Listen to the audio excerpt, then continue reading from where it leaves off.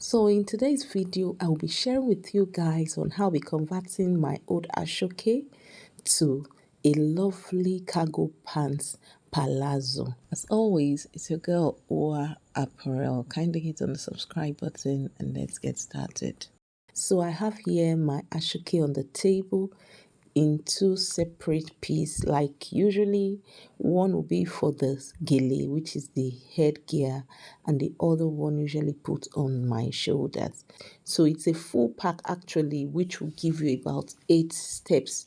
So for the sewing of the main pants or palazzo body, we would require 6 layers. So this Aso Oke has been joined together already, so it's in a layer of 3 and all together making it what 6. So this is me folding it into equal lengths.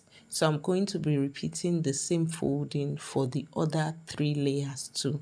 So this is me placing the other layer on top of it like so. And for the length, I have 38 inches of length. So my trouser length is about 40 inches. I usually love trouser length of 40 to 42 inches. So I'm simply trimming it out to ensure that all the Aso Oke folded are of equal length. So if you are to buy Aso Oke, ensure to buy a full pack. So I'm simply cutting through the top now to make sure it is now 4. All right, it was initially in a fold.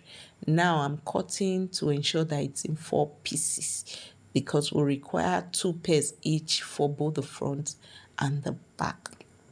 So what I'm doing now is simply flipping the Aso Oke to the back side, the wrong side that has the stitches showing. So I'm going to be doing it for all the fabrics to ensure that the right sides will be facing each other 2 by 2. So you can see me showing you there where the Aso Oke was joined together. So the first pattern I'm drafting now will be for the flap area. So I went down by 10 inches, and for my crotch depth I took a measurement of 2 inches extra, which gave me 12 inches. So for the width, I took a measurement of 4 inches there, and I'm using my straight rule now to draft a sort of a rectangular shape.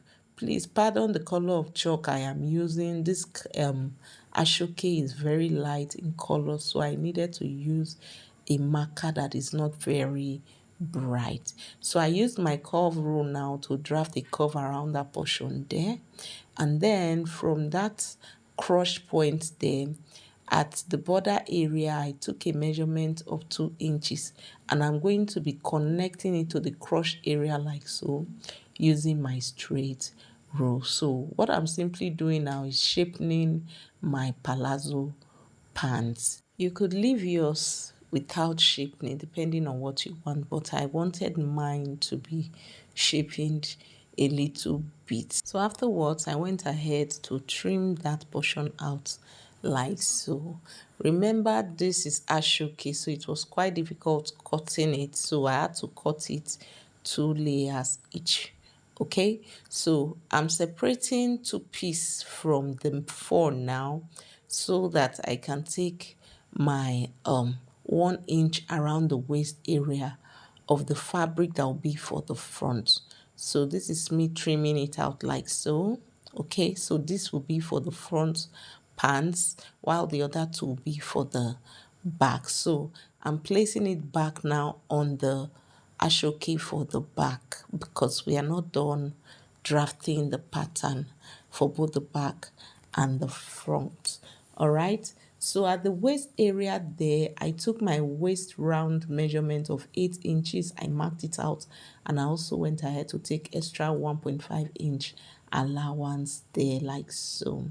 So from that point there, I went down by 12 inches, which is my crotch depth. And then from the measurement I took on the waist, I'm simply using my ruler now to shaping it on the side like so. Please take note that this is a pants that will be having zipper on the side.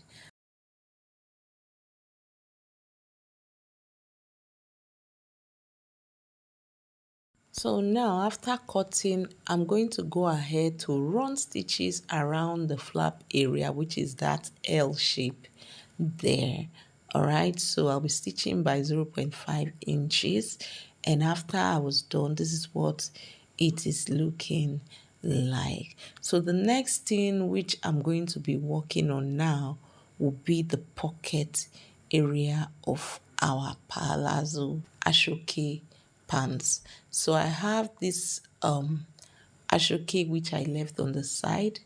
It is having two layers, so it is joined in two layers. All right, so I'm going to be cutting the pocket fabric now.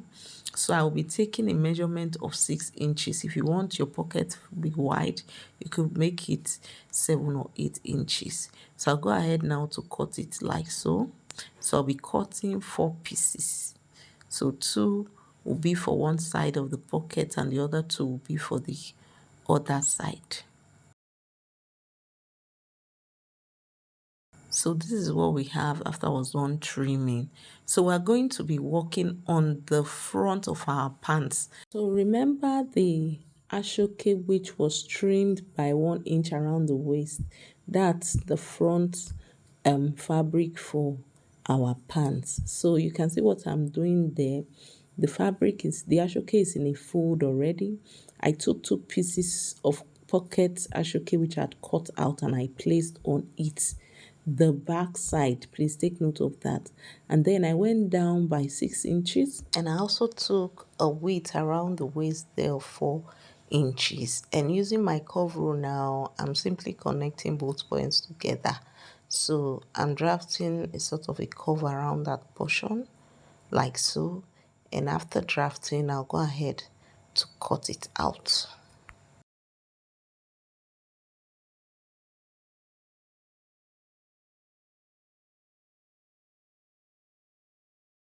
So I'm done trimming it out now, and this is what the pants is looking like, the front pattern is looking like.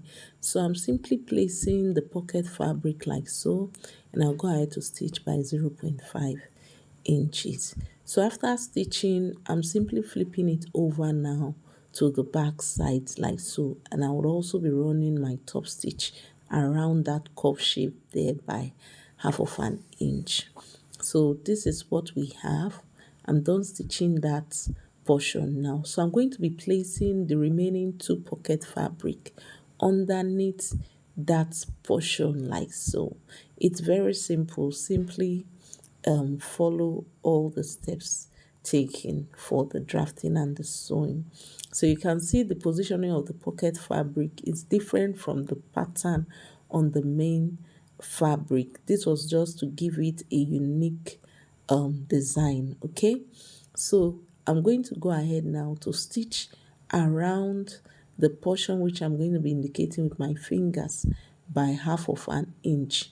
Please ensure you do not stitch it on the main pants ashoke. So lift it up to stitch together. All right, so this is what our pattern is looking like after sewing, looking very fine and unique. Okay, so I'm simply folding it now into the right side facing each other, and I'm going to be placing it on top of the back pattern so as to be able to trim around the hip area there. Remember, we just attached pockets to it, so the front pattern now is a bit wider than that of the back. So next, I went ahead to open up my back pattern ashoke, and then I also did the same to the front, placing the front pattern on top of the back like so, the right sides facing each other. And I went ahead to stitch on both sides around that portion which I'm indicating with my fingers. So this is what we have. The next thing which I did was to take the measurement around the waist area like so as to be able to cut out the ashoke for the waistband. In case the waist is too wide and you need to make adjustments, simply stitch by probably half of an inch or 1 inch around the flap area there, but I had my exact waist measurement after stitching it. So this piece of Ashoke fabric is what I'm going to be using for the waist band. So I'm simply taking the measurement which I took earlier, and I went ahead to fold the Ashoke in two. So this is more or less like one line of Ashoke in a fold. All right, so I'll go ahead now to place it around the waist area there like so, and I'll go to my sewing machine to stitch it down by 0.5 inches. So I'm going to do this all around the waist area.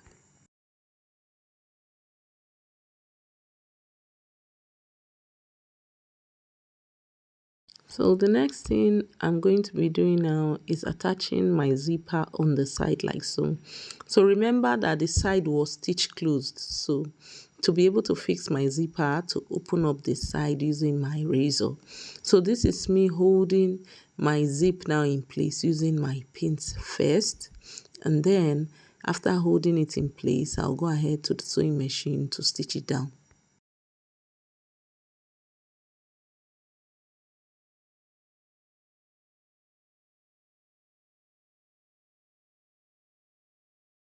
So you can see the portion I'm indicating there. That's where we're going to be stitching.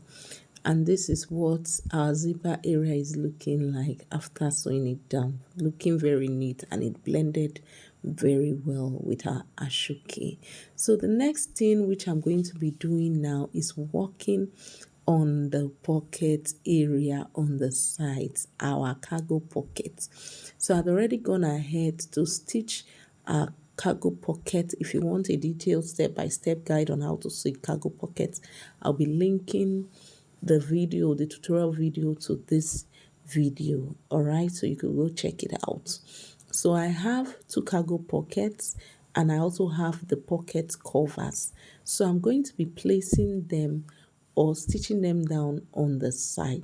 But first, I'll go ahead to loosen around that portion which I just indicated with my finger. So this is me loosening it now. And so I'll go ahead to fold in two so as to be able to determine where the pocket is going to be stitched. So you could take your measurement from your waist area to where you want your pocket to be. So I'll be opening up my palazzo now like so, and I'm going to be placing the pocket fabric on the area that I just marked out. And take note of what I'm going to be doing now. You could see the side there. I folded it inward, and I'm going to be holding it in place using my pins.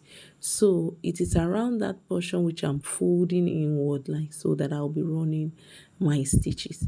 And I will also be repeating the same process for the other side as well.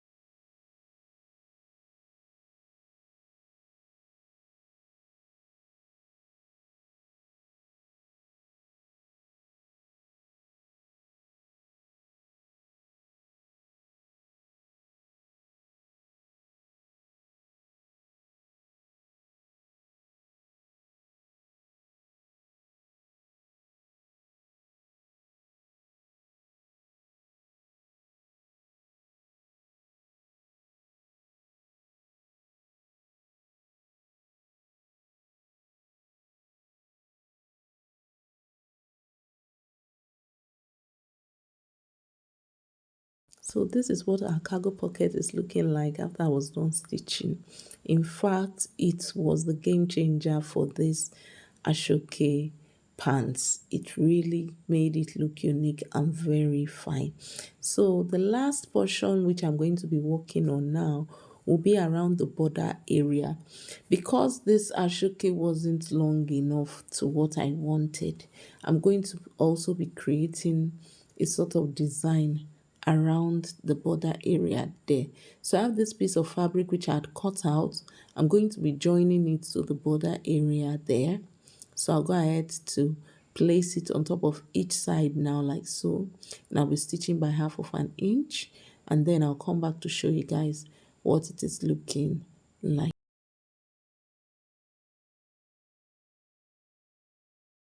I'm done stitching now, and this is what it is looking like. So the next thing which I'm going to be doing now is stitching it close on the side like so. I also went ahead to fold around the border area there, and then the last and final thing which I'm going to be doing is stitching close the flap. So guys, with this we have come to the end of today's tutorial video. I hope you find it very helpful. Kindly hit on the subscribe button, and I'll be seeing you on the next one.